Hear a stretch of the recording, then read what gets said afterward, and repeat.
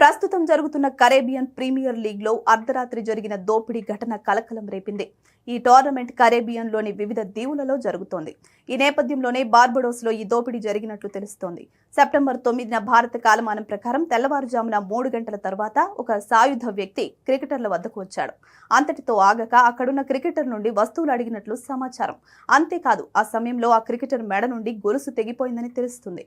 ఆ తర్వాత కాసేపటికే నేరస్థలం నుండి తుపాకీని కూడా స్వాధీనం చేసుకున్నారు పోలీసులు. ఇక అందిన సమాచారం ప్రకారం లక్ష్యంగా చేసుకున్న ఇద్దరు క్రికెటర్లు సెయింట్ కిట్స్ మరియు నేవీస్ పేట్రియాట్స్ కు చెందిన వారని నివేదిక చెబుతుంది. కాగా అర్ధరాత్రి జరిగిన ఈ దోపిడీలో వెస్టిండీస్ క్రికెట్ వస్తువులు ఎవరూ దోచుకోలేదని, అక్కడ చిన్నపాటి గొడవ జరగడంతో ఆ దుండగుడు పారిపోయాడని, ఆ సమయంలో అతడి చేతిలో ఉన్న తుపాకీ అక్కడ పడిపోయినట్లు తెలుస్తుంది. అయితే ఈ ఘటనతో ఆ క్రికెటర్లు భయపడినట్లు తెలుస్తుంది. ఇక బార్బడోస్ కు చెందిన బార్బడోస్ రాయల్స్ జట్టు ఈ ద్వీపంలో మరో 2 మ్యాచ్లు ఆడనుంది. అయితే వారు సెప్టెంబర్ 11న సెయింట్ కిట్స్ మరియు నెవిస్ పేట్రియాట్స్ తో తలపడనున్నారు. మరుసటి రోజు బార్బడోస్ ట్రిన్బాగో నైట్ రైడర్స్ తో తలపడనుంది. అయితే అర్ధరాత్రి జరిగిన ఈ ఘటనపై విచారణ జరుపుతున్నట్లు అధికారులు చెబుతున్నారు. టీమిండియాలో అత్యంత క్రమశిక్షణ కలిగిన ఆటగాళ్ల పేర్లు యువ క్రికెటర్ రింకు సింగ్ బయటపెట్టారు.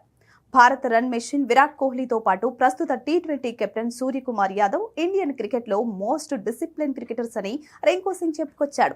విరాట్ కోహ్లీ తన దూకుడుతో ప్రత్యర్థి నుంచి మ్యాచ్ లాగేసుకుంటాడు. ఫిట్నెస్ పై అతని శ్రద్ధ, పోరాడే తత్వం, మ్యాచ్ గెలవాలి అనే కసి, సహచర ప్లేయర్లను ఎంకరేజ్ చేయడం వంటి లక్షణాలు అందరికంటే కోహ్లీలో ఎక్కువగా కనిపిస్తాయి.